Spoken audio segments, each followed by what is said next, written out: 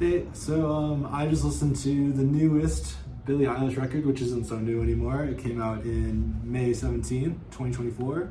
It's called Hit Me Hard and Soft. And I really enjoyed it. I enjoyed it so much that I bought it finally on vinyl like yesterday. And I just revisited it today listening to it, and I felt like, it's one I skipped in 2024, so I felt like talking about it now. And I don't have too much to say about the project, so I'll keep this short and sweet, but I like it, and I would recommend it to you off the bat. The production is kind of interesting, and like all the tracks kind of feel like you're underwater, which is very fitting for like the album cover and stuff like that. Like, very fitting.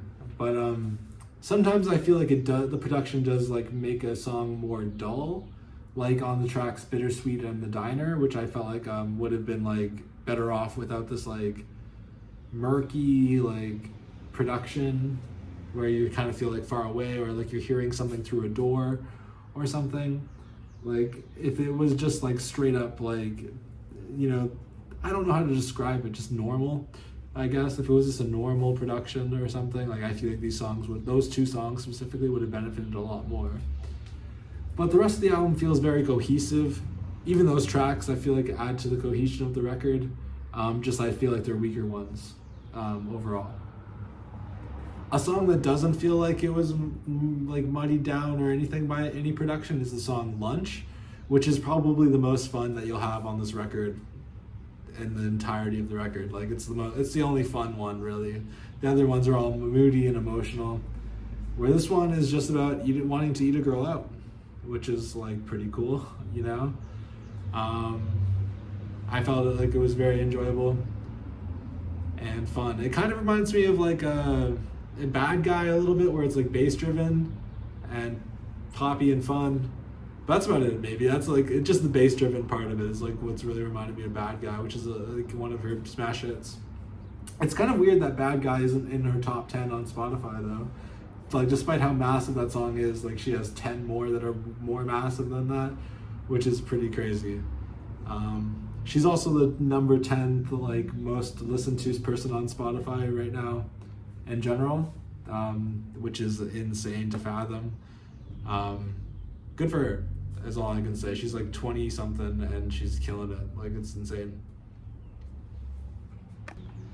The song I connected with the most on the project is Chihiro, which is named after the Spirited Away character. I haven't seen that movie. I've heard great things, but I have not seen it yet. I tried watching it once and I was just like too stoned or something, and I was just like, I couldn't follow. I liked the art though. I love the art whenever I see it on Tumblr and stuff like that. Like I thought it looks really cool, but I just haven't personally checked it out yet. But anyways, that song I personally connected with the most. And it's just due to its themes about like isolation and searching for connection and stuff. Like especially in 2024, I was in a very lonely place. I didn't really have many friends. I was in like a new neighborhood all alone, all this stuff. So hearing that, like it just made me feel like a little bit better, especially with the open up the door metaphor.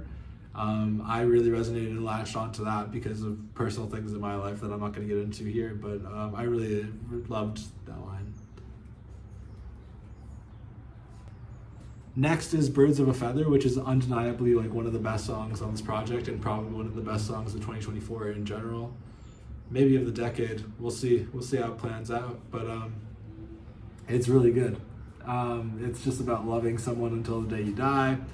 You're a little worried that it might not last forever. You're like, not on your end. You're pretty solid. Your foundation is solid, but you're just like, this person might leave me. So you're worried. You're like, shit, man, it might not be forever, but you're just enjoying it for what it is, which is like very beautiful. Though you want it to last forever, that would be even better. All that shit, whatever. So yeah, I would recommend this album to you. I would especially recommend Chihiro and Birds of a Feather. Those are my favorite songs on the project. But L'amour de ma vie, Lunch, Skinny, Blue are all Wildflower. Most of the album, all pretty good hits. Like these are all like great songs. And except for Bittersweet and The Diner, I would recommend every track on here. So yeah, have a great day. Peace on earth. Check out Billie Eilish. Also, I love how DIY her and Phineas are, and how they write everything themselves, and how politically charged they both are. I feel like they're on the right side of history with like a lot of their takes that I've seen personally, and I just really respect the hell out of that. Anyways, peace on earth. Bye.